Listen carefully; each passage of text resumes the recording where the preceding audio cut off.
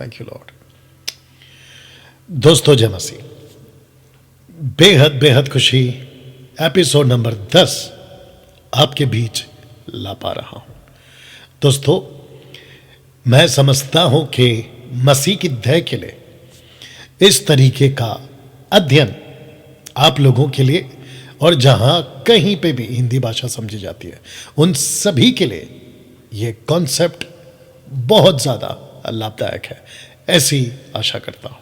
दोस्तों 39 पुस्तकों का अध्ययन, और वो भी फटाफट, क्योंकि बहुत बड़ी पुस्तक है, बहुत सारे घटनाएं, बहुत सारे बातें हैं जिसको सिखाने के लिए परमेश्वर की आत्मा की अगुवाई से ये तरीका परमेश्वर ने मुझे दिया।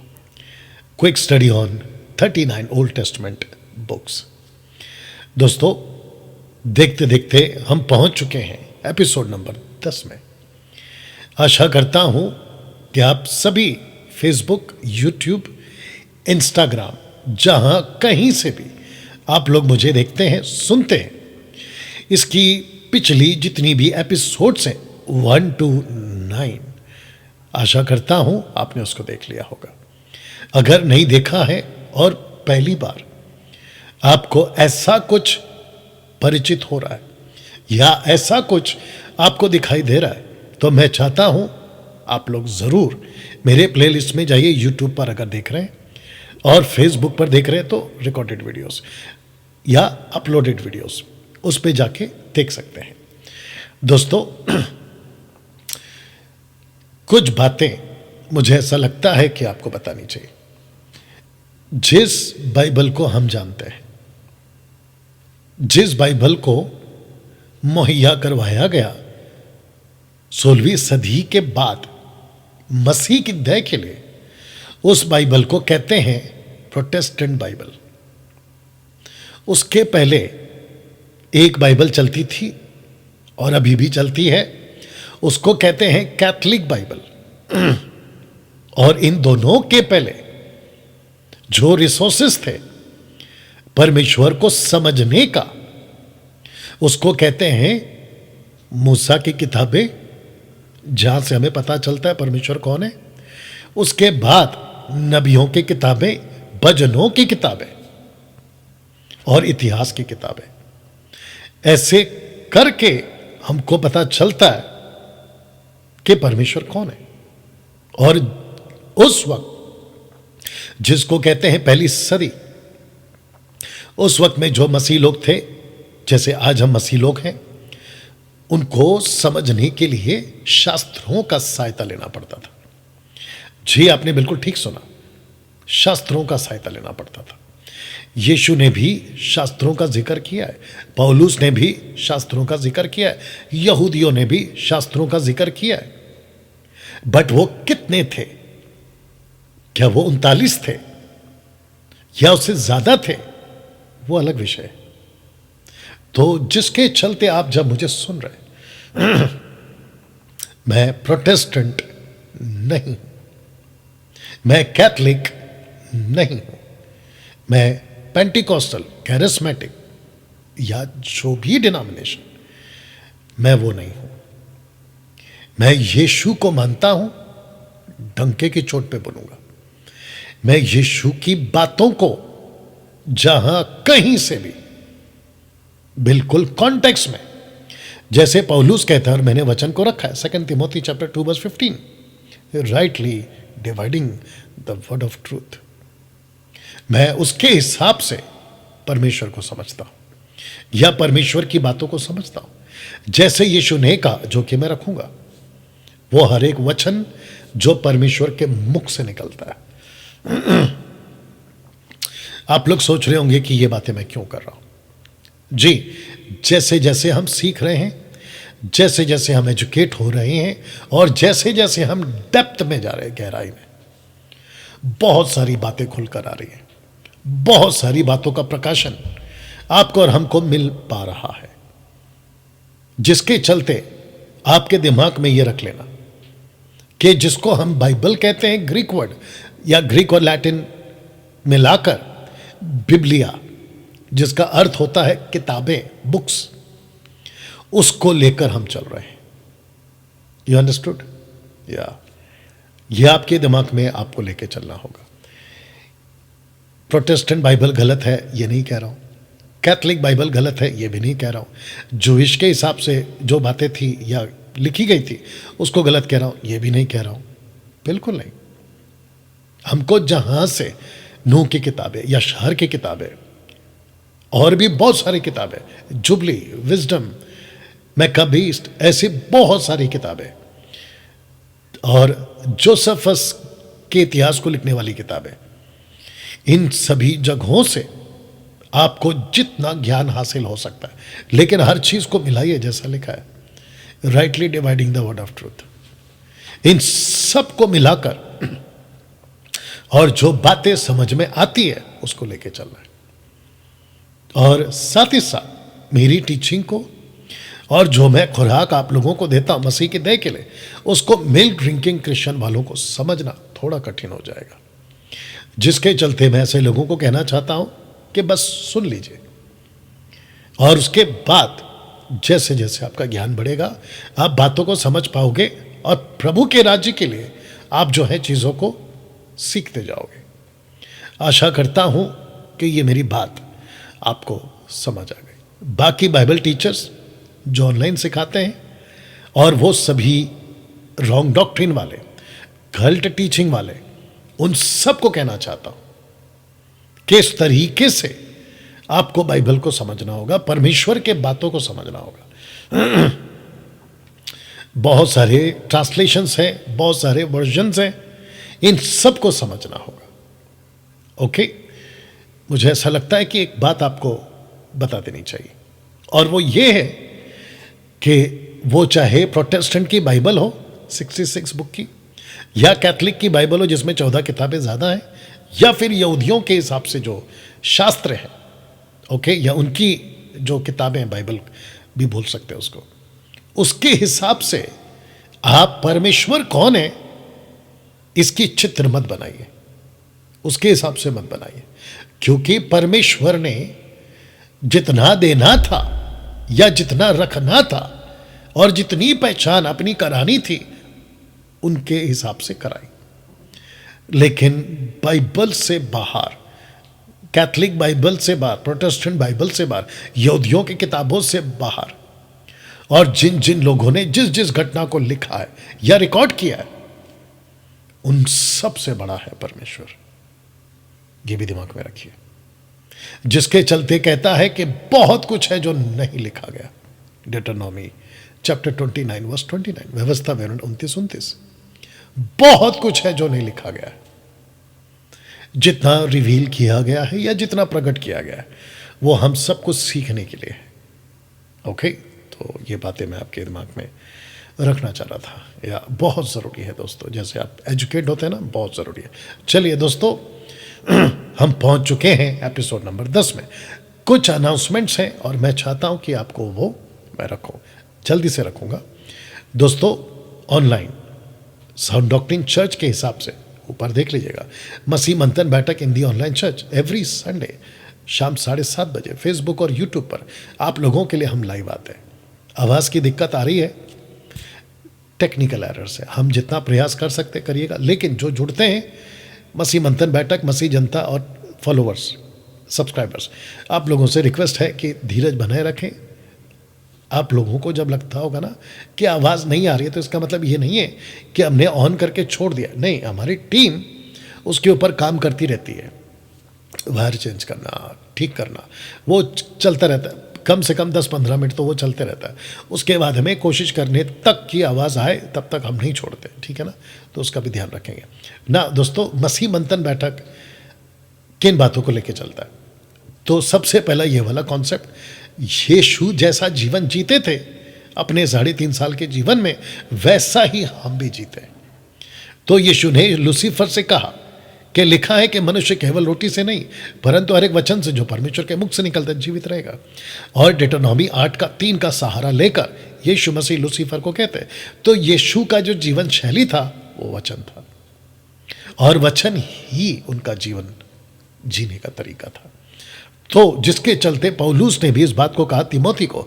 आइए देखते हैं उसने क्या कहा। पहला तिमोथी 1:3 में कहता है कि जैसा मैंने यानी पौलुस ने मकिदुनिया को जाते समय तुझे यानी तिमोथी को समझाया था कि इफिसुस में रहकर कितनों को जो मसीह बन चुके मैसियानिक जूइश और अन्य जाति के जो क्रिश्चियंस है यानी कि क्राइस्ट फॉलोवर्स, उन सबको आज्ञा दे उन सबको आज्ञा दे, उन सबको समझा कि और प्रकार की शिक्षा ना दे।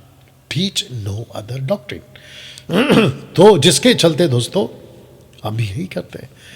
तो हमारी जो शिक्षाएं हैं वो यीशु की है, पतरस की है, पौलुस की है, पहली सदी की है, और एमएमबी की शिक्षाएं बिल्कुल एक जैसी है। तो जिसके चलते दोस्तों डंके की चोट पे मैं आपको वेलकम करता हूं। आइए और हमसे जुड़िए। मैं फेसबुक पे आपको मिलूंगा, मैं यूट्यूब पे आपको मिलूंगा, इंस्टाग्राम पर मैं आपको मिलूंगा। और इन सभी जगहों की बात करते वक्त में याद रखिए कि डैनियल राज सोशल प्लेटफॉर्म से पैसे नहीं कमाने के लिए कहता है, यानी कि मुझे यहाँ से किसी प्रकार का कोई पैसा नहीं मिलता और मैंने किसी प्रकार का कोई मोनेटाइज नहीं करवाया। मैं आपको वेलकम करता हूँ कि व्हाट्सएप ग्रुप से जुड़िए, एमएमबी व्हाट्सएप ग्रुप से। ये नंबर है, इस पर कॉल करिए और आप हमारे एमएमबी के सदस्य बनिए। आप गलत कलिसियाओं से थक चुके हैं, वहाँ की दादागिरी से, बॉसगिरी से आपके ऊपर दबाव डाला जाता है, दशमांश के नाम पर आपके ऊपर दबाव डाला जाता है कि अगर पैसा दोगे तो ही आप आना है। ऐसे सभी कलिसियाओं से आप थक चुके हैं, आपका वेलकम है। आइए मसीह मंथन बैठक ऑनलाइन से जुड़िए। आपकी शादी, बच्चों का समर्पण, dedication, baptism A to Z हम आपके लिए करवाएंगे।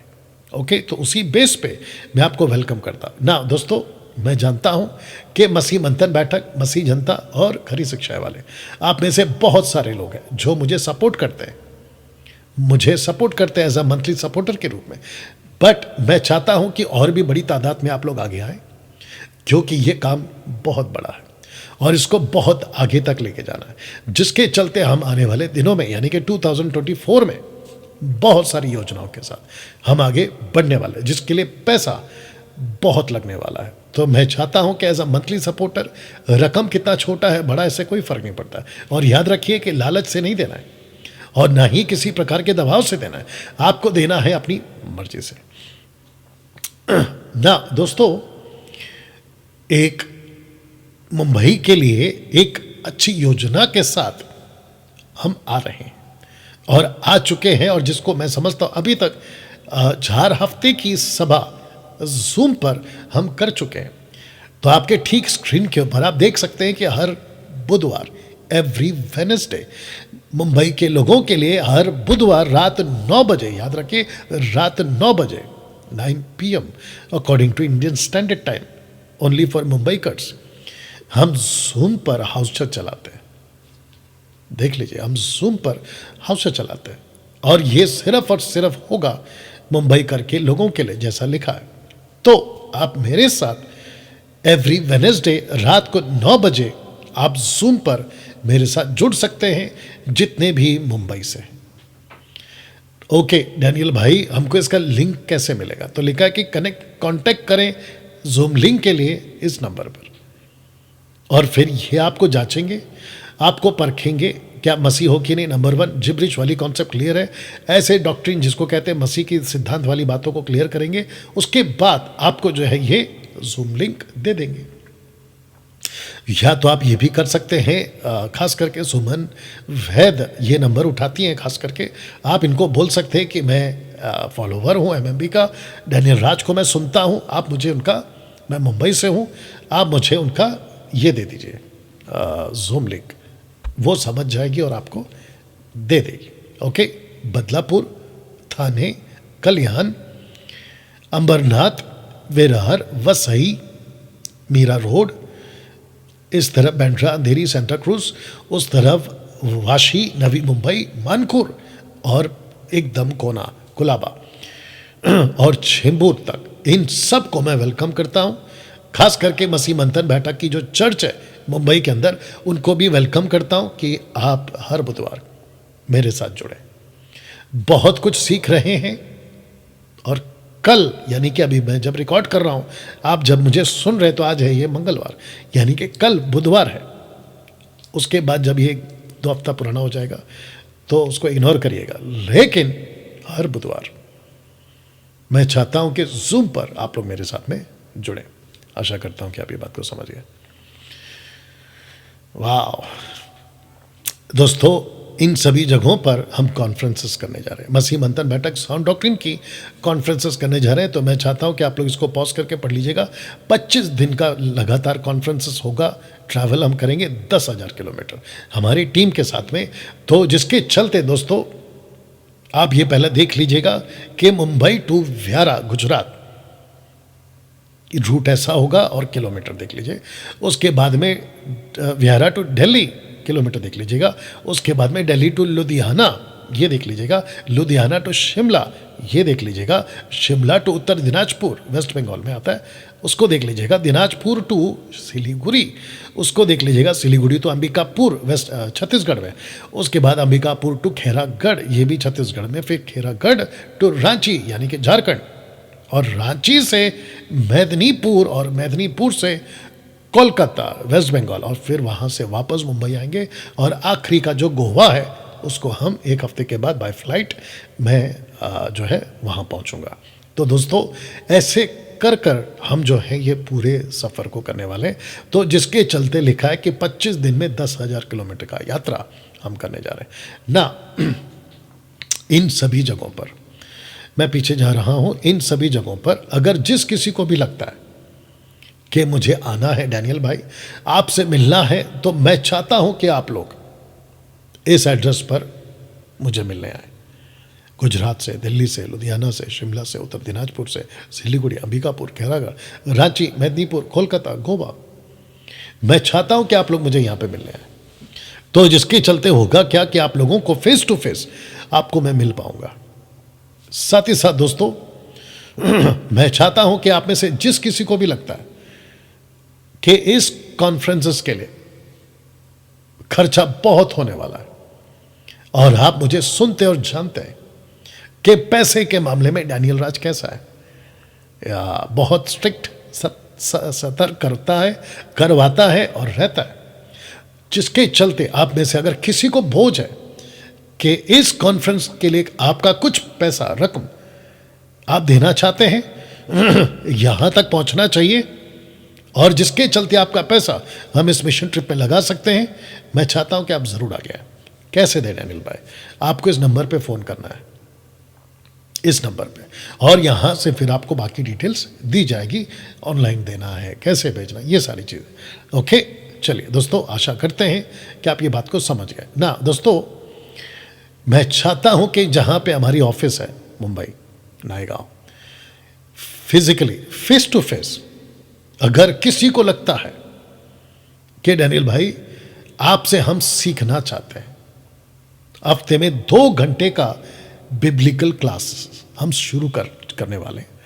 और अभी तक हम कलेक्ट कर रहे हैं कि कौन कौन एवरी वीक 2 आवर्स के बिब्लिकल क्लासेस को सीखने के लिए या अटेंड करने के लिए रेगुलर बेस पे आ सकता है, उसको अभी तक हम लोग ढूंढ रहे हैं या वेट कर रहे हैं। तो आपको एक अच्छा मौका है कि मेरे साथ एमएमबी ऑफिस में बैठकर फेस टू फेस बात कर सकते हैं, प्रश्न कर सकते हैं, सीख सकते हैं।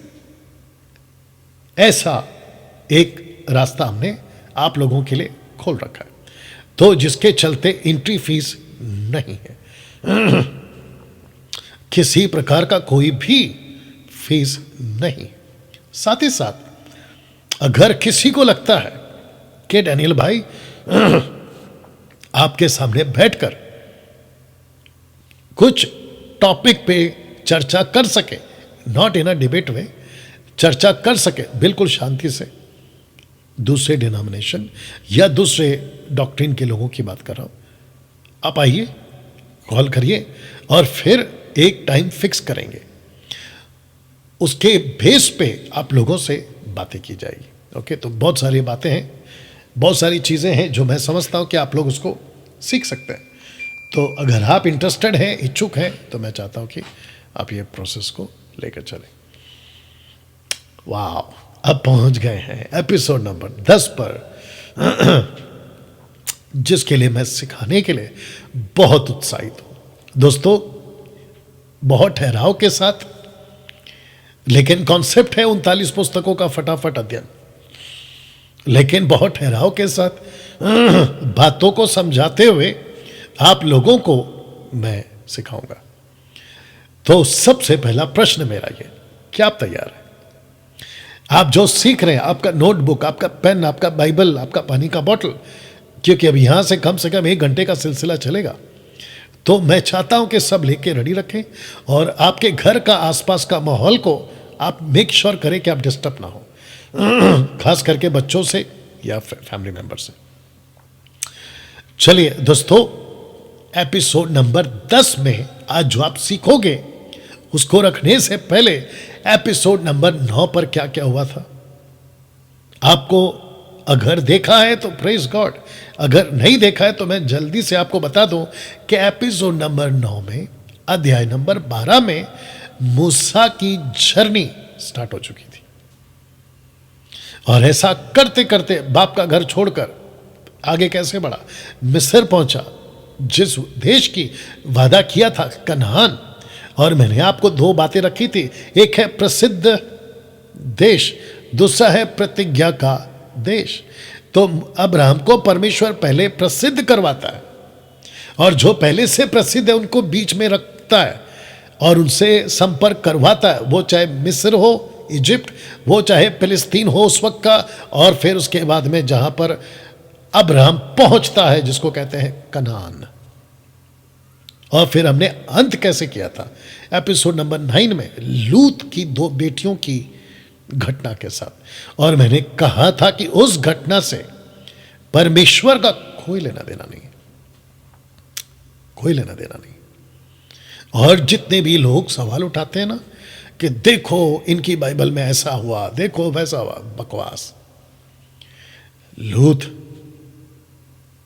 परमेश्वर की रास्तों पे चलने वाला ऐसा कोई बात हमको नहीं मिलता है। सिर्फ इतना है कि अब्राहम कहता है कि वहां 10 अगर धर्मी है, 10, जिसमें ऑफ कोर्स उसका भतीजा आता है लूत, उसकी 2 बेटी, उसकी वाइफ। लेकिन उस वक्त का धार्मिकता का या धर्मी राइचस लोग, वो कॉन्सेप्ट अलग है। और जो परमेश्वर अपेक्षा करता है कि तुम कैसे मेरे साथ में चलते हो, और क्योंकि परमेश्वर ने हजीरा, हेगार, हजीरा, इश्माइल को ब्लेस किया अब्राहम की वजह से, लूत को बचाया अब्राहम की वजह से। बाकी जितने भी उस वक्त में लोग थे, खास करके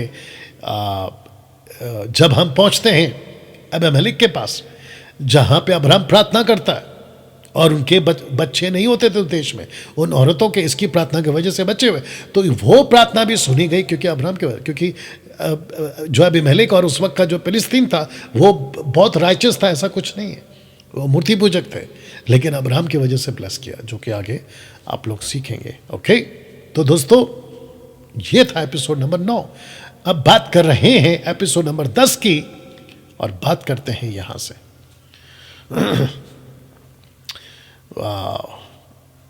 तो मैं समझता हूं कि सबसे पहले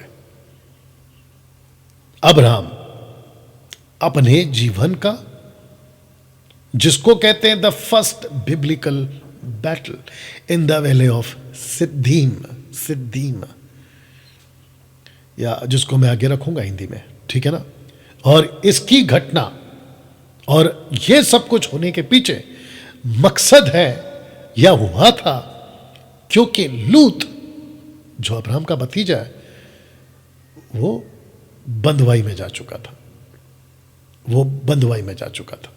तो लिखा है कि Abraham rescues lot with his 318 soldiers, 318 इसके योद्धाओं के साथ।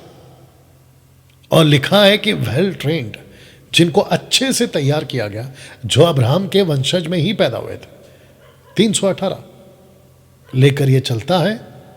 और अब्राहम नॉट अब्राहम, अभी नाम चेंज होता है बाद में, अब्राहम लूत को छुड़ा कर लाता है। तो दोस्तों इसको कहते हैं the first biblical battle. Okay ना, तो सबसे पहले 14 का 1 में आपके लिए कुछ रख देता हूं। लिखा है कि शिनार के राजा अमरापेल, याद आया कुछ, the book of Jasher chapter 11 verse 6, यशार की पुस्तक 11 अध्याय वचन 6 में अमरापेल का नाम किसको मिला? निम्रोद को, या निम्रोद को। और निम्रोद कहाँ का राजा था? शिनार का। याद आया कुछ? बेबीलोन का टावर कहाँ बना था? शिनार में। याद आया? मेसोपोटामिया, इराक, मिडल ईस्ट में, इराक में। या तो लिखा है कि शिनार के राजा अमरापेल, एलासार के राजा अयरोक, एलाम के राजा कदरला ओमेर, गयोमी के राजा तिदाल के दिनों में ऐसा हुआ। तो ये है 5। और सिदोम और गमोरा, उसके वहां के राजा थे टोटल 4। तो जिसके चलते लिखा है कि 5 किंग्स वर्सेस 4 किंग्स।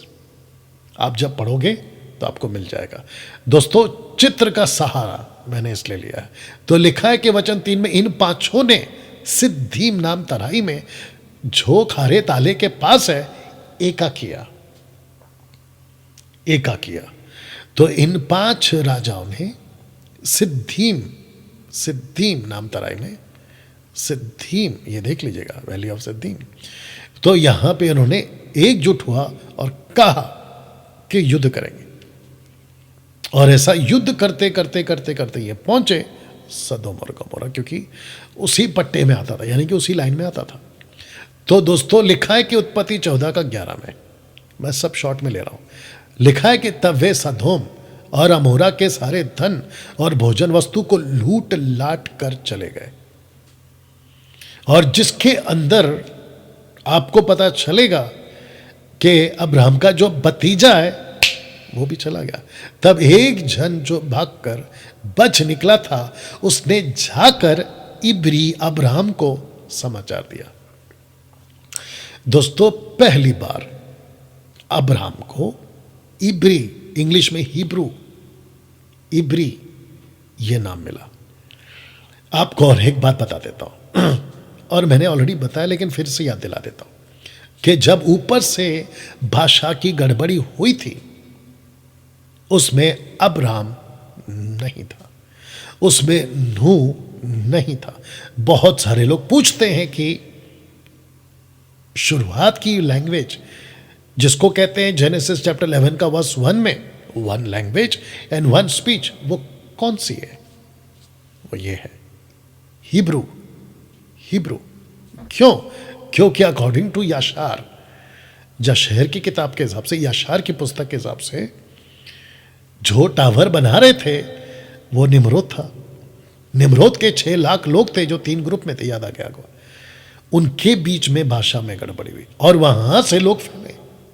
लेकिन अब्राहम वहीं पर है, नूहा वहीं पर है, शेम के वंशज वहीं पर है, या उसकी लाइन वहीं पर है, और नूहा तब तक जिंदा है।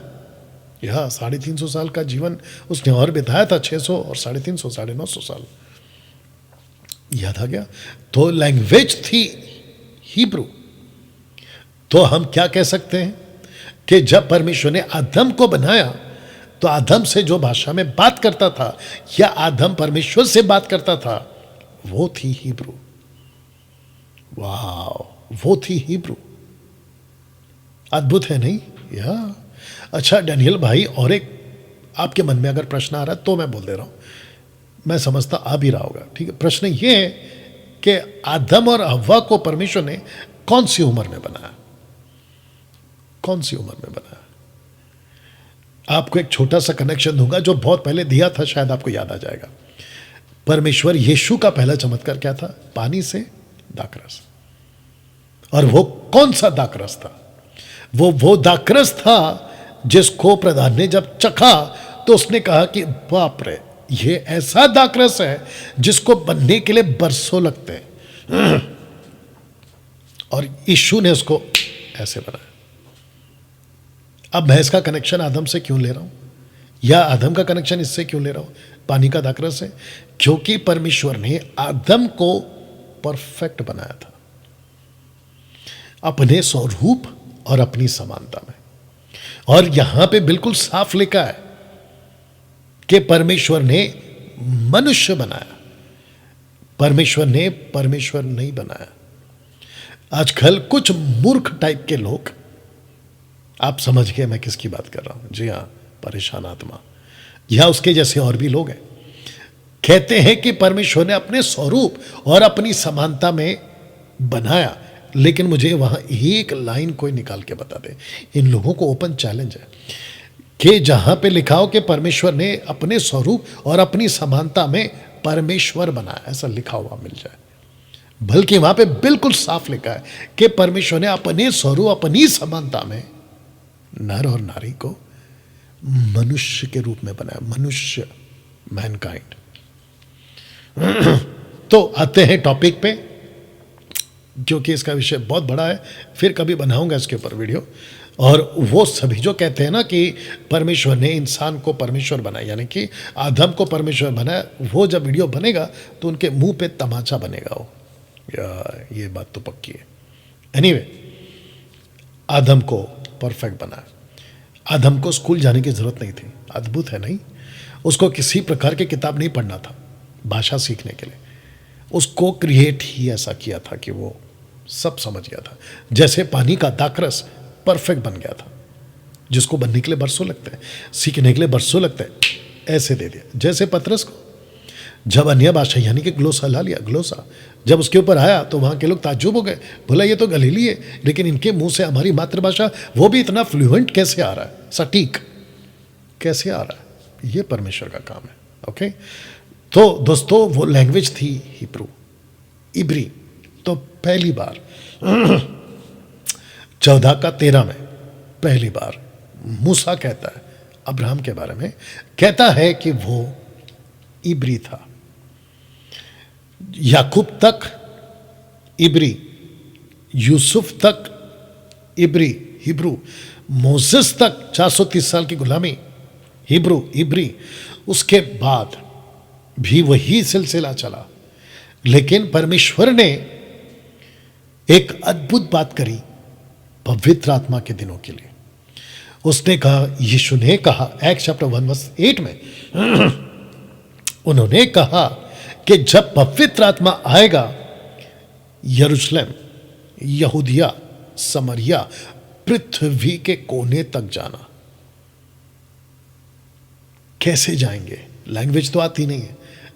तब परमेश्वर का पवित्र आत्मा जब पेंतेकोस्त के दिन आता है, वो सब के सब यहूदिया, यरूशलेम, यहूदिया, समरिया, उनकी लैंग्वेज तो बुलवा लेते थे, हिब्रू, ग्रीक, लैटिन, अरामिक, ऐसी भाषाओं के बाद जो उस वक्त के आसपास के जो इलाके थे या बाउंड्रीज थी या टेरिटरीज थी, उन सब की लैंग्वेज ये लोग बात कर पाते थे, वो भी फ्लुएंट।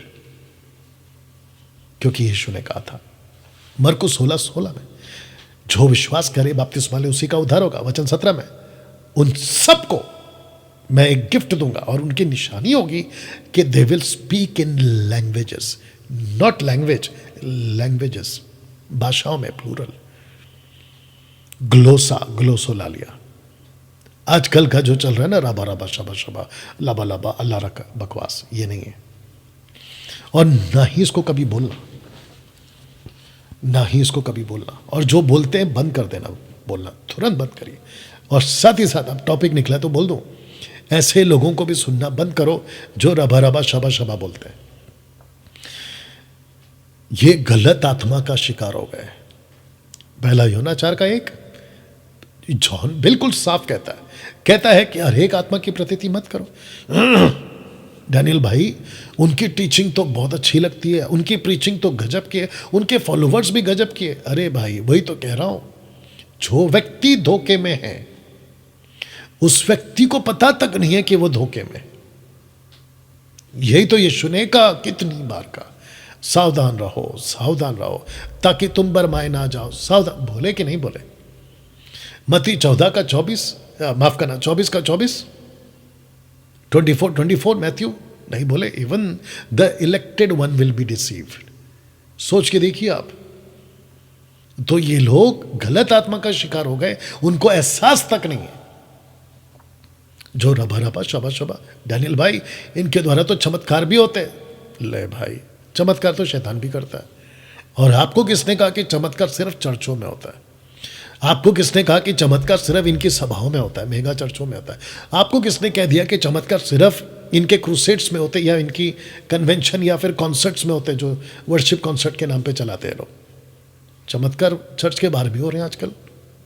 बताइए ना, हो रहे कि नहीं हो रहे? तो चमत्कार के चक्कर में धोखा मत खाइए। आपको सबसे पहले यह देखना है कि बंदे की टीचिंग कैसी है, बंदे का स्क्रिप्चर का क्या रिश्ता है। इसलिए बहुत सावधान रहना। चलिए दोस्तों, आते हैं वापस टॉपिक के ऊपर। और मैं चाहता हूं कि आपको ये दिमाग में रख लेना, एक सेकंड दीजिए, आपको ये बात दिमाग में रख लेना है कि अब्राहम की जो लैंग्वेज थी वो हिब्रू थी, हिब्रू। ओके, तो उस व्यक्ति ने जैसे ही उसको पता चला ये जो लूत है ये तो अब्राहम का भतीजा है। दोस्तों, आपको ऐसा नहीं लगता है कि यहां तक आते आते अब्राहम फेमस हो चुका है? इसकी जो कीर्ति है ना अब्राहम की, फेमस होने वाली बात, वो फैलती जा रही है। लोग इसको समझने लगे, बोला ओह एक आदमी उठ रहा है भाई, एक आदमी तैयार हो रहा है, मैं रखूंगा फोटो, एक आदमी तैयार हो रहा है। तो लिखा है वचन 14 में, ये सुनकर कि उसका भतीजा बंधुआई में गया है, अब्राहम ने अपने 318 शिक्षित युद्ध कौशल में निपुण दासों को लेकर, जो उसके कुटुंब में उत्पन्न हुए थे, उसके रिलेटिव्स में उत्पन्न हुए थे, अस्त्र शस्त्र धारण करके धान तक उनका पीछा किया, धान तक उनका पीछा किया। ओके, यहां तक ठीक है। अब इसको देखिए 14 का 15, और अपने दासों के अलग अलग दल बांधकर रात को उन पर चढ़ाई करके उनको मार लिया, और होबा तक जो दमिश्क की उत्तर और है उनका पीछा किया। किसको मार लिया? उन 5 राजाओं को। उन 5 राजाओं में कौन है? अमरापेल। अमरापेल कौन है? शिनार का राजा। शिनार का राजा कौन है? अमरापेल के नाम पढ़ने से पहले निम्रोद। ओ सही लिखा है कि उनको मार लिया और उनका पीछा किया, और लिखा है कि सारे धन को, अपने भतीजे लूत और उसके धन को और स्त्रियों को, सब बंधुओं को लौटा लिया। माय गुडनेस, मैंने क्या कहा था? पीछे चला जा रहा हूं। मैंने क्या कहा था आपसे? This was the first biblical battle. तो जिसके चलते यहां पे इसकी मदद कौन कर रहा है, बता सकते हैं आप लोग? अब्राहम की मदद कौन कर रहा है? 318 लोगों को 3 ग्रुप में अलग अलग करके, या जो भी अलग अलग दल बनाकर उनको रात को भेजा। इनको विक्ट्री किसने दी? उनको विजय किसने दिया? बता सकते हैं आप? जी बिल्कुल सही जवाब, ऑफ कोर्स परमेश्वर ने। परमेश्वर इस व्यक्ति की मदद क्यों कर रहा है? और लूत को बचाने के लिए अब्राहम अपनी जान को जोखिम में डालता है, लड़ने जाता है, और वो भी ये नहीं सोचता ना आओ ना ताओ, कूद पड़ता है युद्ध के मैदान में, बोलता है छुड़ा के लाऊंगा। क्योंकि अब्राहम को यहां तक कंफर्म हो गया था कि जिस परमेश्वर ने मुझे निम्रोद से बचाया, जिस परमेश्वर ने मुझे बचपन से बचाया, मैं 10 साल तक गुफा में था, वहां बचाया, और मुझे निम्रोद के उस आग में से बचाया, 3 रात 3 दिन मैं आग में चलता था, जिस परमेश्वर ने मुझे इजिप्ट से बचाया, मिस्र के राजा से बचाया, क्या वही परमेश्वर मुझे इन 5 राजाओं से नहीं बचाएगा? ऑफ कोर्स बचाएगा। दोस्तों, ये सोच और ऐसी कॉन्फिडेंस या यकीन या भरोसा आपको क्यों नहीं आता है? आजकल के मसीह समाज को क्यों नहीं आता है?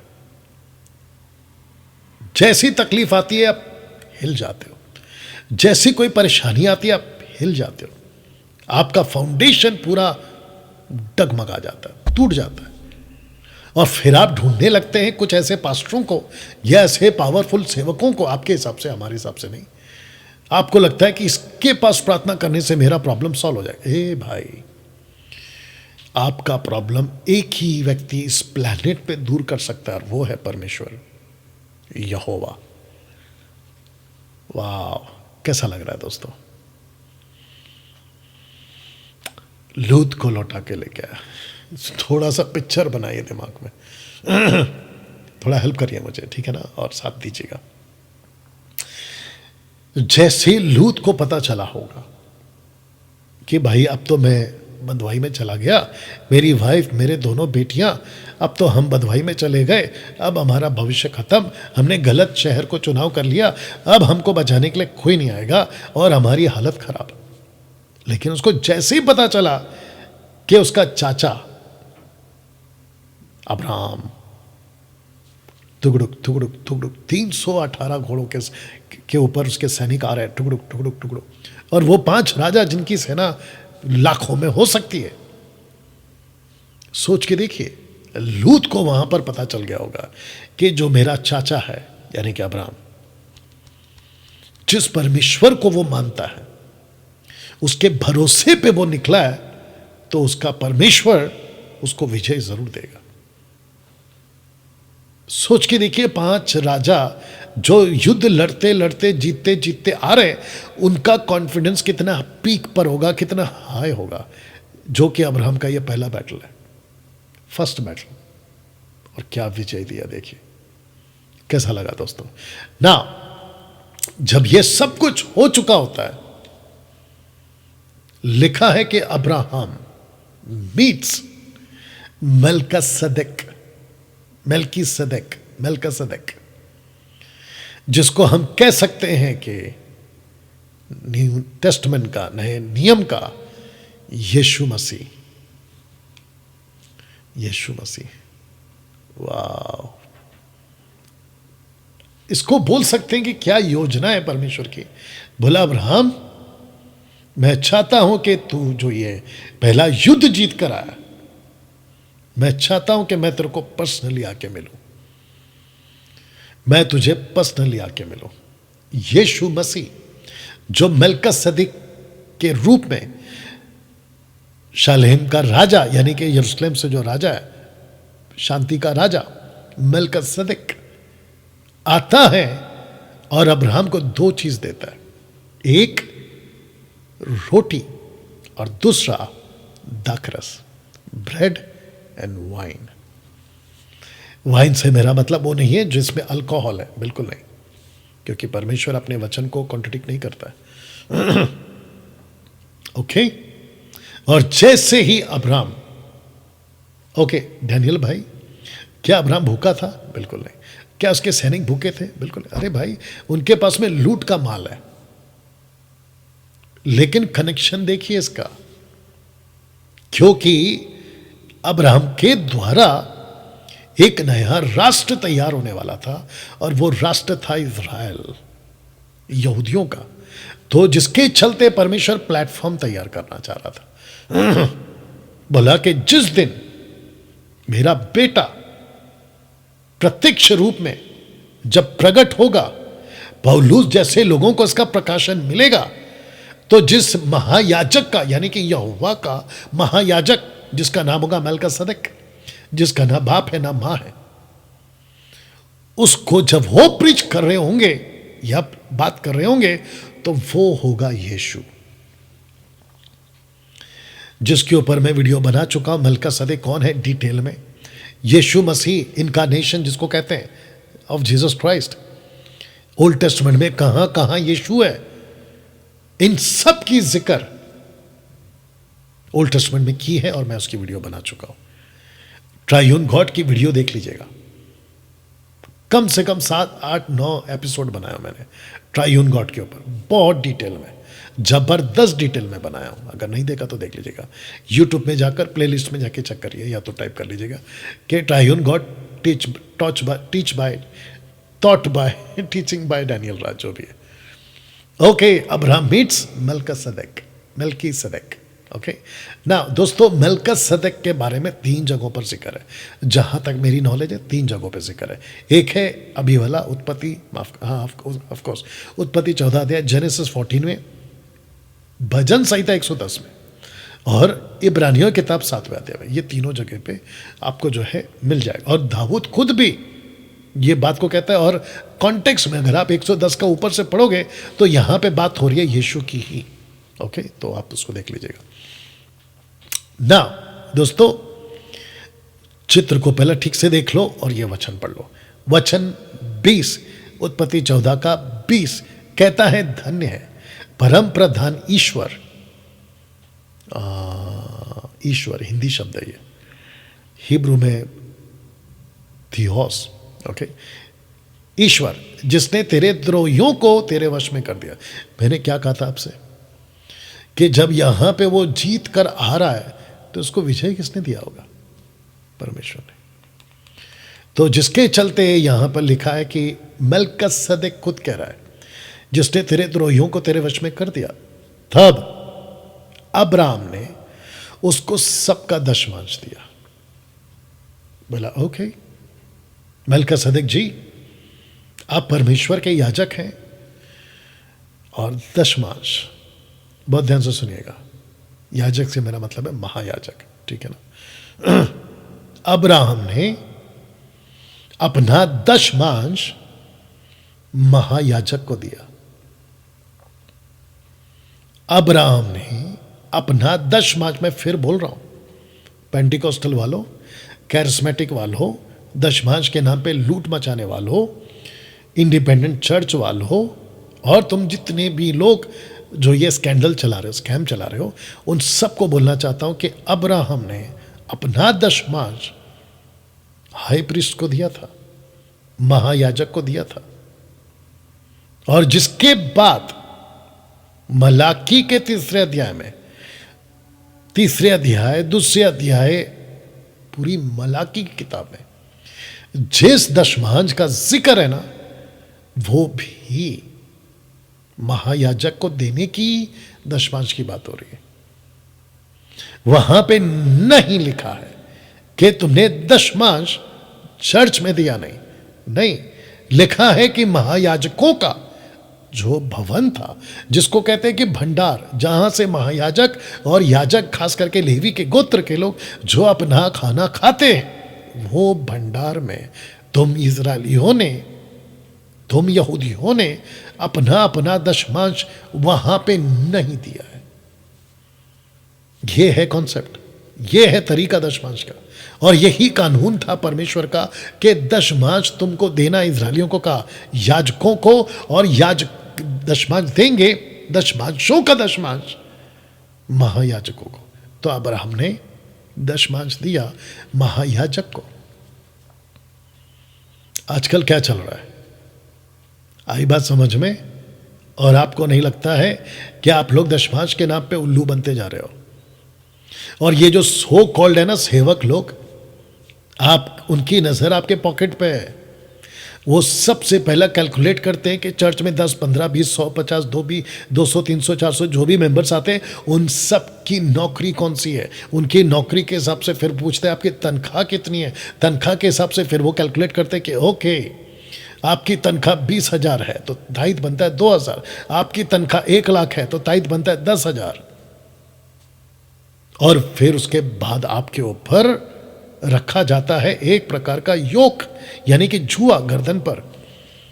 और फिर वो कहते हैं जो कि तुम्हारे बाप दादा यानी कि इजरायली लोग उसको नहीं उठा सके, वो आपके गर्दन पे डालते हैं, जिसका जिक्र मूसा, यीशु मसीह ने कहा कि ये लोग मूसा की गद्दी पर बैठे, मत्ती का 23 अध्याय है, कि ऐसा बोझ तुम्हारे गर्दन पर डालते हैं, ना खुद अपनी उंगली से सरकाते हैं। नहीं, ये ताकत याद आ गया? उसके बाद में ये आपके साथ में करते हैं कि देखो, अगर तुमको ब्लेसिंग चाहिए, अगर तुम चाहते हो कि प्रभु तुमसे प्यार करे, अगर तुम चाहते हो कि तुम प्रभु में बने रहो, मजबूत हो जाओ, तो तुमको ये दशमांश देना होगा। जबकि मेरा दुनिया का जो भी पास्टर है, जो भी अपोस्तल है, बाइबल टीचर है, मेरा सबको ओपन चैलेंज है, आओ मैदान में और मुझे प्रूफ करके बताओ कि किस किस ने, जिस किस ने कभी भी कहीं पे भी अगर दशमांश दिया था तो किसको दिया था। उनको यहां से बताना है, उनको यहूदियों के हिसाब से बताना है, वो आप देख लो। लेकिन जिस किसी ने भी दायित्व दिया था, जब भी कभी भी, किसको दिया था? याजकों को, लेवियों को। और लेवियों को क्या कहा था? मलाकी 3:10 में श्राप क्यों पड़ रहा है? क्योंकि लेवी लोग जो याजक का काम करते थे, उन लोगों ने अपना खुद का जो तायत कलेक्ट किया था, दशमांशों का दशमांश महायाजक को नहीं दिया था। ये वो है। लेकिन कहते हैं ना कि उल्लू बनती है दुनिया, बनाने वाला चाहिए। आपके संडे के चर्च में, वो चाहे कोई भी मेगा या छोटा या बड़ा चर्च हो, देश का हो या विदेश का हो, आप लोगों को, या ऑनलाइन हो या फिजिकल या वर्चुअल, जैसा भी हो, आप लोगों को संडे टू संडे जबरदस्त उल्लू बनाया जाता है, हालांकि 3:10 का डर दिखाकर। डैनियल भाई, अगर हम पैसा नहीं देंगे चर्च में तो चर्च कैसे चलेगा? मैंने कब कहा और किस वीडियो में कहा? ओपन चैलेंज है, मुझे निकाल के बताओ कि मैंने कौन से वीडियो में कहा, मेरे टीचिंग में कब कहा कि पैसा देना ही नहीं है। मैं तब भी, अब भी और आगे भी मैं खिलाफ रहूंगा, रहा था और अभी भी हूं, और वो है व्यवस्था के खिलाफ। द लॉ ऑफ मोसेस, वो एक वक्त के लिए था जिसमें दशमांश भी आता है। मैं उसका विरोध करता था, करता हूं, करता रहूंगा, ठीक है ना। और हम ऐसी झुंड, जी हां ठीक सुना, झुंड तैयार कर रहे हैं जो बिल्कुल बाइबल बेस सिखाएंगे, बाइबल के तरीके से सिखाएंगे आपको। मैं इसी के खिलाफ हूं हमेशा। तो उल्लू बनना बंद करिए। और मैं तो कहता हूं, मैंने पोस्ट भी डाला था जिसमें कुछ लोगों को तकलीफ हो गई थी, खास करके वो शंकर पवार, मनोज शाहू और भी कुछ लोग थे, उनको तकलीफ हो गए थे। कोई श्रीनिवास टाइप का है जिसको हिंदी भी ठीक से बात करना नहीं आता है, उनको तकलीफ हो गई थी कि ऐसे कैसे। और मैंने बिल्कुल साफ कहा था कि पलटकर अपने पास्टर को पूछो कि कहां लिखा है कि दशमांश आपको देना है। सी कितना साफ है, नहीं? तब अब्राहम ने उसको सबका दशमांश दिया। किसको दिया? महायाजक को दिया। कहां लिखा है कि पास्टर को दो? एक और बात कर दूं, अब निकला है तो बोल देता हूं, ठीक है ना, ध्यान से सुनो। जितने भी पास्टर्स हैं, रेवरेंड्स हैं, अपोस्टल्स हैं, प्रॉफिट है और क्या है, सो कॉल्ड बाइबल टीचर हैं, ऑनलाइन फिजिकल वर्चुअल, मेरा एक सवाल है आप लोगों से, अगर तुम दशमांश ले रहे हो तो तुमको या तो याजक होना होगा या तो तुमको महायाजक होना होगा। तीसरा, जहां से रूट वर्ड है लिवाइट्स, लेवी, और अगर तुम खुद को दशमांश लेकर अगर ये कहते हो कि मैं लेवी हूं, मैं याजक हूं और मैं हाई प्रीस्ट हूं, तो फिर मेरा ये कहना है, जो कि अभी मैं रखूंगा, आपको फिर अपना खतना कराना होगा, सकमसाइज। और अगर तुमने खतना करा लिया, गलतियों 5 का 1, 2, 3 कहता है, जिस किसी ने भी खतना करा लिया वो अनुग्रह से गिर गया और मसीह से अलग हो गया। तो मेरा क्वेश्चन ये है, तुम बेचारे भोले भाले चर्च के लोगों को दशमांश के नाम पे ऐसे खुलेआम लूट कैसे सकते हो? चर्च को पैसा चाहिए, बिल्कुल चाहिए। चर्च के रेंट का पैसा चाहिए, बिल्कुल चाहिए। तो कहो ना कि भाई ये चर्च का खर्चा है, जैसा मैं भी कहता हूँ ये चर्च का खर्चा है और ये हमारा बिल है और ऐसा है, पास्टर अगर फुल टाइम काम कर रहा है तो उसकी ये सपोर्ट है XYZ। लेकिन ये कौन सा तरीका है कि ओल्ड टेस्टमेंट से ये दशमांश का कॉन्सेप्ट उठाओ और चर्च के ऊपर थोप दो? यहां तक भी नहीं रुकते। हद तो तब है, कब? सुनो, जब कोई चर्च का मेंबर बेचारा अपना अपना तकलीफ में जब दशमांश नहीं दे पाता, 1 महीना 2 महीना, तो उसके नाम की चिट्ठी बनती है, उसके नाम को फिर ब्लैक बोर्ड पे डाल दिया जाता है चर्च के बाहर कि इस व्यक्ति ने इस महीना 2 महीने से दशमांश नहीं दिया है, और उसको पूरे चर्च के सामने होना होता शर्मिंदा। और बताइए बाइबल क्या कहती है? जो भी दे अपनी मर्जी से दे। 2 कुरिन्थियों 9 अध्याय वचन 7, याद आया कि नहीं आया? कहता है कि ना दबाव से ना किसी और बातों से।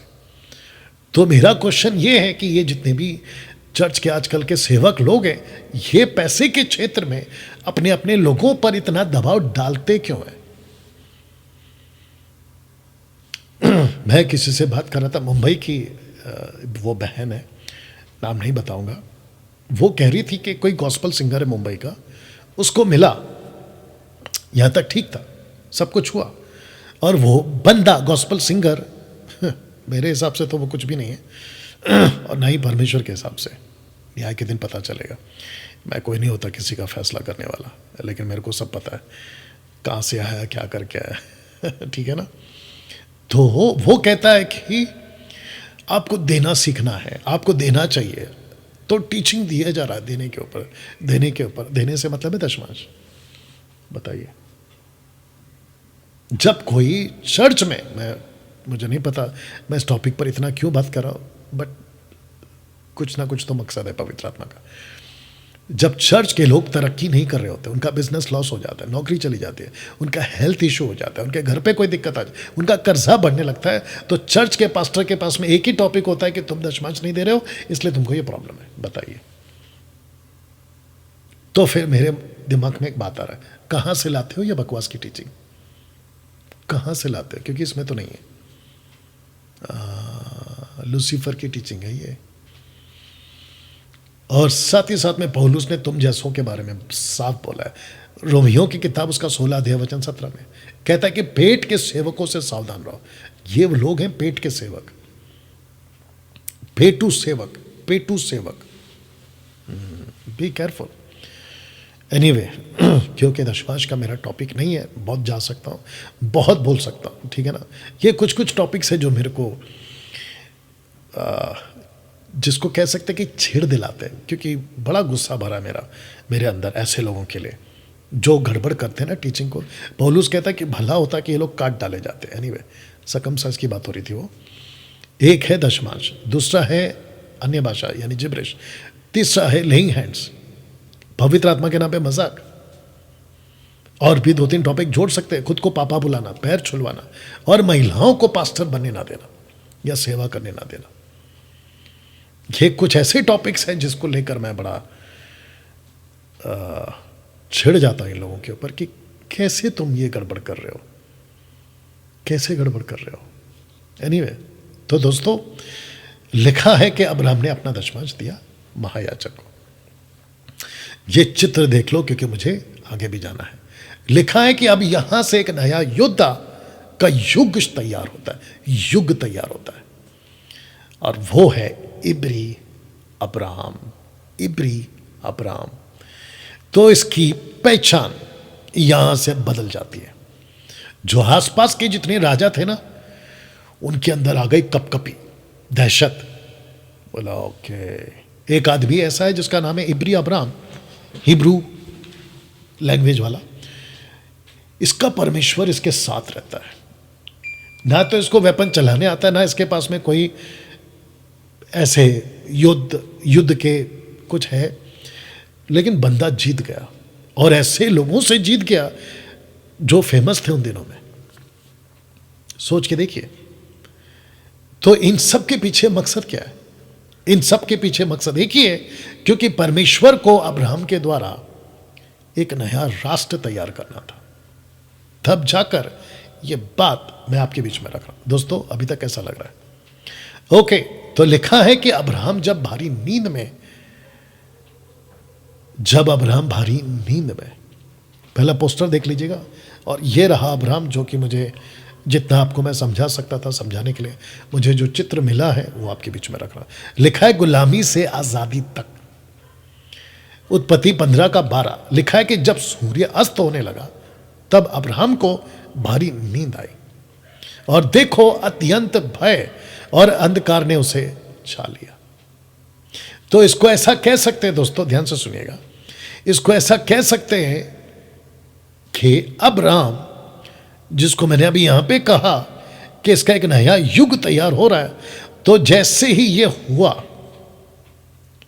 15:1 में, जो कि मैं रखूंगा, परमेश्वर उसको कहता है कि बेटा अब्राहम, अब तेरा लेवल चेंज होता जाएगा, अब तू परिपूर्णता की तरफ आगे बढ़ेगा। और तब जाकर परमेश्वर उसको यह दृश्य दिखाता है। यहां पर 430 साल की गुलामी, 430 साल के बाद तुम कैसे बाहर निकलोगे उसका जिक्र, और कैसे तुमको परमेश्वर यहां से बाहर निकालेगा, इन सब की चित्र या दृश्य पहले से दिखा देता है। क्योंकि परमेश्वर अचानक से कुछ नहीं करता, सब कुछ प्लान्ड होता है, सब कुछ योजनाबद्ध होता है, अचानक से कुछ नहीं करता परमेश्वर। और लिखा है कि मैं वो बातें जो मैं कर रहा हूं, क्या मैं अब्राहम से छुपा के रखूं? याद आ गया कुछ जो कि एपिसोड नंबर 11 में या 12 में हम सीखेंगे। You understand? तो अब्राहम को परमेश्वर सब बताता है और यह घटना भी बताता है। और आप जानते हैं कि कैसे हुआ कि याकूब तक ठीक था, यूसुफ क्या नाम है, इसहाक तक ठीक था, यूसुफ के पैदा होते ही चीजें बदलने वाली शुरू हो गई। यूसुफ पहुंच गया इजिप्ट में और वहां पर बन गया कैदी, वहां से छूटता है, स्वप्न देखता है फिरौन का राजा, कैसे वहां पर अर्थ बताता है और कैसे वहां पर वो वहां का मंत्री बन जाता है। कौन? यूसुफ। उसके बाद कैसे 70 ये लोग, ये याकूब और यूसुफ के जितने भी ये टोटल 70 लोग थे, ये वहां पहुंचते हैं, यानी कि 70 फैमिलीज कैसे वहां पहुंचते हैं। वाह! इन सब के चलते कैसे परमेश्वर उनको इजिप्ट में सेटल करता है, इन सब का दृश्य अब्राहम को पहले बताता है, और कैसे वहां पर ये गुलाम होंगे इन सब का जिक्र करता है। तो उत्पत्ति 15 का 1 से 18 लिखा है कि इन बातों के हो जाने के बाद, कौन सी बातें? मेल्किसदिक को मिलने के बाद, मेल्किसदिक का प्रभु भोज यानी कि रोटी और दाखरस खाने के बाद, मेल्किसदिक से आशीष लेने के बाद, वो विक्ट्री फर्स्ट बैटल को जीतने के बाद, इन बातों के बाद हो जाने के बाद यहोवा का आदेश अब्राहम को एक दर्शन में आया। परमेश्वर ने कहा, अब्राहम डरो नहीं। ये जो हिंदी है ना, ये जो मैंने हिंदी लिया है, जो अलग क्या कहते हैं वर्जन है, मुझे अच्छा लगा। इसमें कुछ बातें ऐसे उठकर आई हैं जो कि मैं आगे रखूंगा। लिखा है कि मैं तुम्हारी रक्षा करूंगा, मत डरो, मैं तुम्हारी रक्षा करूंगा। तुमको लगता है कि जिन राजाओं को तुमने मारकर, 5 राजा याद आ गया? हाँ, तुमको लगता है कि वो तुम्हारे पीछे पड़ेंगे? कोई बात नहीं, मैं तेरी रक्षा करूंगा। तू यहां से जहां कहीं पे भी जाएगा, मैं तेरी रक्षा करूंगा। अभी मलिक के पास पहुंचेगा फिलिस्तीन के शहर में, मैं तेरी रक्षा करूंगा, मैं तेरी रक्षा करूंगा, और मैं तुम्हें एक बड़ा पुरस्कार दूंगा, बड़ा पुरस्कार। किंतु अब्राहम ने कहा, हे यहोवा, ऐसा कुछ भी नहीं है जिसे तू मुझे देगा और वह मुझे प्रसन्न करेगा। क्यों? लिखता है, क्योंकि मेरे पुत्र ही नहीं है। आई डोंट हैव अ सन, मेरे पास में कोई वारिसदार नहीं है, इसलिए मेरा दास दमिश्क का निहोवासी एलियाजर मेरे मरने के बाद मेरा सब कुछ पाएगा। और यह एलियाजर कौन है? याद आ गया कुछ? दमिश्क का एलियाजर, यानी कि निम्रोद का सेवक एलियाजर। अब्राहम ने कहा, तू ही देख, तूने मुझे कोई पुत्र नहीं दिया, इसलिए मेरे घर में पैदा एक दास मेरी सभी चीजें पाएगा, यानी कि एलियाजर मेरी सब चीजें पाएगा।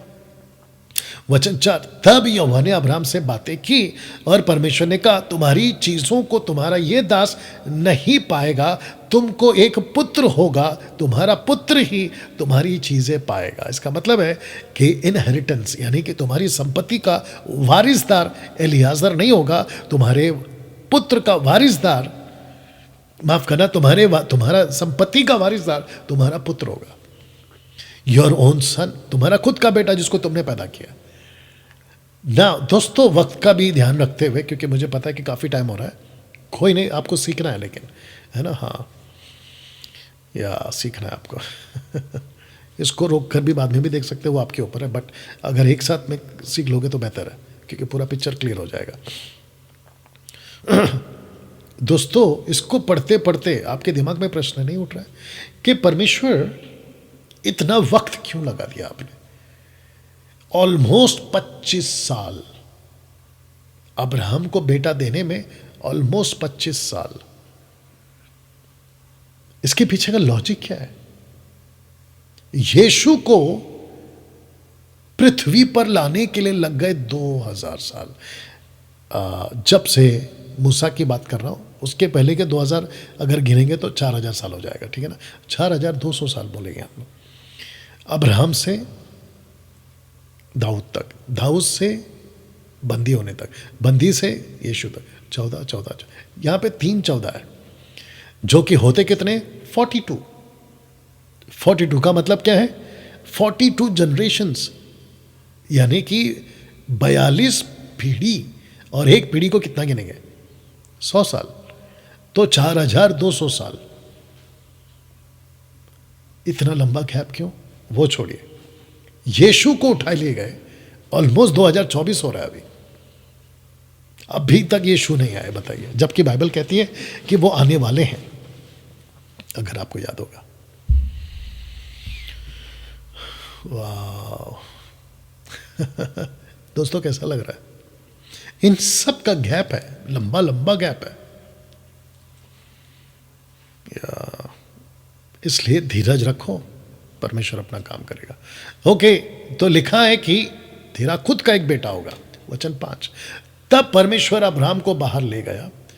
परमेश्वर ने कहा, आकाश को देख, एक्सक्यूज मी, आकाश को देख, क्योंकि आकाश में अब्राहम, मैंने तुझे कुछ दिखाया था। एक तारा 4 तारों को निकल गया, यशार की पुस्तक के हिसाब से। तो लिखा है कि तब परमेश्वर ने अब्राहम को बाहर ले गया। परमेश्वर ने कहा, आकाश को देख, अनेक तारों को देखो, ये इतने हैं कि तुम गिन नहीं सकते। भविष्य में तुम्हारा कुटुंब ऐसा ही होगा। वाह! अब्राहम ने परमेश्वर पर विश्वास किया। परमेश्वर ने उसके विश्वास को अच्छा काम माना। जैसे ही परमेश्वर ने कहा, आकाश को देख, उसने ऊपर देखा। उसने कहा कि इतने तारे हैं, उनको गिन सकता है? नहीं गिन सकता। मैं वैसे ही तेरे बच्चों को तुझे दूंगा। अब्राहम ने बोला, यस, मैं बिलीव करता हूं, मैं मान लेता हूं, क्योंकि आप वो परमेश्वर है जिसने मुझे 50 साल मेरे बाप के घर, 25 साल घूमते घूमते 75 साल की उम्र में, अकॉर्डिंग टू प्रोटेस्टेंट बाइबल, आपने मेरे को सहायता की है। मैं आप पर विश्वास करता, और ये परमेश्वर को अच्छा लगा, क्योंकि अब्राहम ने विश्वास किया। वचन 7, परमेश्वर ने अब्राहम से कहा, मैं ही वह यहोवा हूं जो तुम्हें कसदियों के ऊर से बाहर लाया। ऊर मतलब जहां पे उसका बाप रहता था। ये मैंने इसलिए किया कि ये प्रदेश मैं तुम्हें दे सकूं। कौन सा? कनान। तुम इस प्रदेश को अपने कब्जे में कर सको। मैं तुमको, अब्राहम, कहता हूं कि कनान तुम्हारा होगा, तुम्हारे वंशज का होगा, जो कि हुआ, आप जानते हैं। किंतु अब्राहम ने कहा, हे यहोवा, मेरे स्वामी, मुझे कैसे विश्वास हो कि यह प्रदेश मुझे मिलेगा? एक मिनट रुकिए। मुझे कैसे विश्वास हो कि यह मुझे मिलेगा?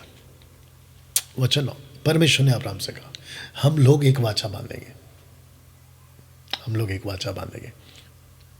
तुम मुझको 3 वर्ष की एक गाय, 3 वर्ष की एक बकरी, 3 वर्ष की एक भेड़ लाओ, एक फक्ता और एक कबूतर का बच्चा भी लाओ। अब इसको सुनो, अब्राहम ये सब चीज़ें परमेश्वर के पास लाया। अब्राहम ने इन प्राणियों को मार डाला और हर एक के 2 टुकड़े कर डाले। अब्राहम ने एक आधा टुकड़ा एक तरफ और साथ उसका दूसरा आधा टुकड़ा उसके विपरीत दूसरी तरफ रखा, मतलब बीच में से काटा। एक तरफ एक टुकड़ा इस तरफ, एक टुकड़ा बिल्कुल उसके ठीक अपोजिट में, बीच में रास्ता है चलने के लिए। ओके, और अब्राहम ने एक आधा टुकड़ा एक तरफ तथा उसका दूसरा आधा विपरीत तरफ रखा। अब्राहम ने पक्षियों के 2 टुकड़े नहीं किए। थोड़ी देर बाद मांसाहारी पक्षी वेदी पर चढ़ाए मृत जीवों को खाने के लिए नीचे आए, किंतु अब्राहम ने उनको भगा दिया। बता रहा हूं, रुको। 12, बाद में सूरज डूबने लगा। अब्राहम को गहरी नींद आ गई। ये ऑलमोस्ट शाम का वक्त हो गया था। लिखा है कि घन घोर अंधकार ने उसे चारों तरफ से घेर लिया। किसको? अब्राहम को। डार्क से भी डार्क, घना अंधेरा अब्राहम को घेर लेता है। तब यहोवा ने अब्राहम से कहा, तुम्हें ये बातें जाननी चाहिए अब्राहम। तुमने पूछा ना ये सब कैसे होगा, मैं बताता हूं। तो कहता है कि तुम्हें ये बातें जाननी चाहिए अब्राहम, तुम्हारे वंशज विदेशी बनेंगे और वे उस देश जाएंगे जो उनका नहीं होगा, यानी कि मिस्र, इजिप्ट में। वे वहां दास होंगे, माफ करना, वे वहां दास होंगे, गुलामी। ओके, 400 वर्ष तक, हालांकि 430 का कॉन्सेप्ट है, 400 वर्ष तक उनके साथ बुरा व्यवहार होगा। मैं उस राष्ट्र का न्याय करूंगा। किसका? इजिप्ट का, जो कि किया। उसे सजा दूंगा, यानी कि आपको पता है 10 विपत्ति लाया और लास्ट में लाल समंदर में, या जिसने उन्हें गुलाम बनाया है। जब तुम्हारे बाद आने वाले लोग उस देश को छोड़ेंगे तो अपने साथ अनेक अच्छी वस्तुएं ले आएंगे। और आपको पता होगा कि जब मूसा को पास ओवर नाइट के दिन, फसा की रात के दिन, परमेश्वर उनको कहता है कि अपने अपने पड़ोसियों से सोना चांदी जितना ले सकते ले लेना, याद आया कुछ, और अपने बच्चों को पहनाना। या मुझे किसी ने बीच में पूछा था, क्या हम सोना पहन सकते हैं? बिल्कुल पहन सकते हैं। जैसी आपकी ताकत है बिल्कुल पहनो। गले में चेन, हाथ में ब्रेसलेट, अगर आपके पास में 2 अंगूठी है तो बिल्कुल पहनो। अच्छा कपड़ा बिल्कुल पहनो, कोई दिक्कत नहीं है। इसके ऊपर फिर कभी वीडियो बनाऊंगा। जिसने उन्हें गुलाम बनाया। अब तुम्हारे बाद जब तुम्हारे बाद आने वाले लोग उस देश को छोड़ेंगे तो अपने साथ उन अनेक अच्छी वस्तुएं ले जाएंगे। और ये बिल्कुल कट टू कट हुआ है, याद रखो, सब कट टू कट हुआ है। वचन 15, तुम बहुत लंबी आयु तक जीवित रहोगे, 175 ईयर्स। तुम शांति के साथ मरोगे, तुम अपने पुरखाओं के पास दफनाए जाओगे। इसको कहते हैं कि परमेश्वर ने अब्राहम को कहा कि देख भाई, जब तू 100 साल का जीवन मेरे साथ व्यतीत करेगा। क्यों 100 साल डैनियल भाई? क्योंकि 75 साल के, अकॉर्डिंग टू प्रोटेस्टेंट बाइबल, 75 साल की उम्र में परमेश्वर ने उसको बुलाया। याद आ गया जी? ये शहर के हिसाब से अलग है, लेकिन बाइबल के हिसाब से, प्रोटेस्टेंट बाइबल के हिसाब से 75 साल, वहां से मरने तक 175। तो अब्राहम का पूरा लाइफ कितना साल का है जो परमेश्वर के साथ उसने बिताया? 100 साल, 100 ईयर्स। इस 100 साल में परमेश्वर कहता है मैं तेरा कोई दुश्मन नहीं बनाऊंगा, तेरे अगेंस्ट में कोई राजा युद्ध नहीं करेगा, उसकी गारंटी मैं लेता हूं। तेरे देश में कोई चढ़ाई नहीं करेगा। जहां तू रहेगा, ऊपर से अगर तू इजिप्ट गया, वहां के राजाओं के अंदर दहशत मैं लाऊंगा। अगर तू फिलिस्तीन गया, अबीमेलेक, तो उसके मन में भी दहशत मैं लाऊंगा। और जहां कहीं से भी तू जाएगा, और मैं तुझे इतना ब्लेस करूंगा। यशायाह की किताब कहता है, जो कि उस वक्त जब आऊंगा तो रखूंगा। यशायाह की किताब कहता है कि अब्राहम इतना पैसे वाला हो गया इन 100 सालों में कि जो उसके पास आते थे उनको भरपेट खाना तो खिलाता था, उनको सोने चांदी के टुकड़े तक देता था। ऐसा बांट देता था, सोना चांदी, पत्थर, हीरे, कपड़े, ऐसे ले जाओ, इतना ब्लेस किया था। याद रखिए, या अद्भुत है नहीं? हाँ, इसलिए जीसस ने भी बोला है कि लेने से देना भला है। देते जाओ। तुम बहुत लंबी आयु तक जीवित रहोगे, तुम शांति के साथ मरोगे, तुम अपने पुरखाओं के पास दफनाए जाओगे। अद्भुत है। वचन 16, अब इसको पढ़ो। लिखा है, 4 पीढ़ियों के बाद तुम्हारे लोग, आफ्टर 400 ईयर्स, 4 पीढ़ियों के बाद तुम्हारे लोग इसी प्रदेश में फिर आएंगे। उस समय तुम्हारे लोग एमोरियों के पराये होंगे। यहां रहने वाले एमोरियों को दंड देने के लिए मैं तुम्हारे लोगों का प्रयोग करूंगा। ये बात भविष्य में होगी, क्योंकि एमोरी दंड पाने योग्य बुरे अभी नहीं हुए हैं, लेकिन उस वक्त में मैं दूंगा। जब सूरज ढल गया तो बहुत अंधेरा छा गया। मृत जानवर अभी तक जमीन पर पड़े हुए थे। जो जानवर जिनको काटा था ना, वो जमीन पर पड़े हुए थे। हर जानवर 2 भागों में कटे पड़े थे। उसी समय धुआं तथा आग का एक खंभा मरे जानवरों के टुकड़ों के बीच से गुजरा। आप नहीं समझे। उसी समय धुआं तथा आग का एक खंभा, धुआं का एक बर्तन और आग का खंभा, ये दोनों उन टुकड़ों के बीच में से निकल गया। इस तरह उस दिन यहोवा ने अब्राहम को वचन दिया और उसके साथ वाचा की, यहोवा ने कहा, मैं ये प्रदेश तुम्हारे पूर्वजों को दूंगा। मैं मिस्र की वेद नदी और बड़ी नदी परात के बीच का प्रदेश उनको दूंगा। यह देश केनी, कंजी, कदमोनी, हित्ती, पर जी, रपाई समझते ना, हाँ, दानव, रपाई, एमोनी, कनानी, गिरगदिशी तथा यबूसी लोगों का है, जो कि अपने आप में उस वक्त में बहुत डेंजर थे। दोस्तों, ये बीच में से जाने का चक्कर क्या है? एक जानवर इधर, एक जानवर इधर। परमेश्वर वो है एक्सक्यूज मी, परमेश्वर वो है जो मिस्र और इजरायलियों के बीच में फर्क करता है। एक टुकड़ा इस तरफ, एक टुकड़ा इस तरफ। याद आ गया कुछ? आगे जब जाएंगे तो पता चलेगा। आग का खंभा, याद आ गया कुछ? या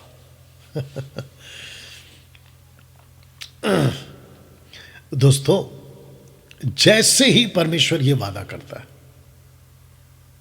कि मैं तुझे और तेरे लोगों को मैं ये कनान दूंगा, उत्पत्ति 17 के 3, जो कि आज नहीं सिखाऊंगा आपको, मैं यहां रोक दूंगा, ये एपिसोड नंबर 11 में करूंगा मैं। परमेश्वर अब्राहम को कहता है, मेरी वाचा जिसका चिन्ह तुम्हारी देह में होगा, जिसको कहते हैं Abrahamic covenant, Abrahamic covenant, Abrahamic covenant, या अब्राहम का वाचा, यानी कि खतना। जैसे ही परमेश्वर कहता है कि मैं तुमको बचाऊंगा, तुम्हारे वंशज को मैं दूंगा, मिस्र से छुड़ाऊंगा, लाल समंदर से पार कराऊंगा, लेकिन मैं चाहता हूं कि मेरी वाचा का चिन्ह तुम अपनी देह में लेके चलो। और तुम तो लेके चलो, लेकिन तुम्हारे जितने भी वंशज आएंगे ना, बच्चे के बच्चे, और जिनको तुमने गुलामी में खरीद लिया और जिनको तुमने नौकर बनाकर रखा है, वो भले कोई दूसरी जाति के हो, उनका तक का खतना होगा। और वचन 13 क्या कहता है? मेरी वाचा का जिसका चिन्ह तुम्हारी देह में होगा। और जब जब मैं वो तुम्हारे बॉडी में, जिसको कहते हैं कि केवल पुरुषों के लिए था ये खतना, ठीक है ना, मैं जब जब ये चिन्ह तुम्हारे अंदर देखूंगा, मैं अपने वादे को याद करूंगा और तुमको ब्लेस करता जाऊंगा। और यही वजह है दोस्तों कि वो चाहे अब्राहम हो, वो चाहे मूसा हो, वो चाहे यहोशू हो, और वो चाहे last prophet John the Baptist तक का हो, इन सबको ये खतना करवाना ही होता था। और जब खतना नहीं होता था तो परमेश्वर कैसे दंड देता था और कैसे उनको वॉर्न करता था, इन सबको आप समझेंगे आगे जैसे हम सीखेंगे। तो खतना का कॉन्सेप्ट ये केवल पुरुषों के लिए था।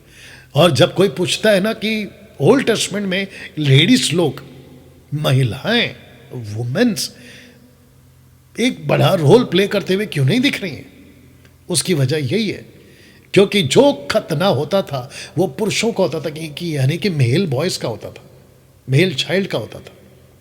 आप समझ गए? मैं आगे तो को बताऊंगा आपको एपिसोड नंबर 11 में, ठीक है ना।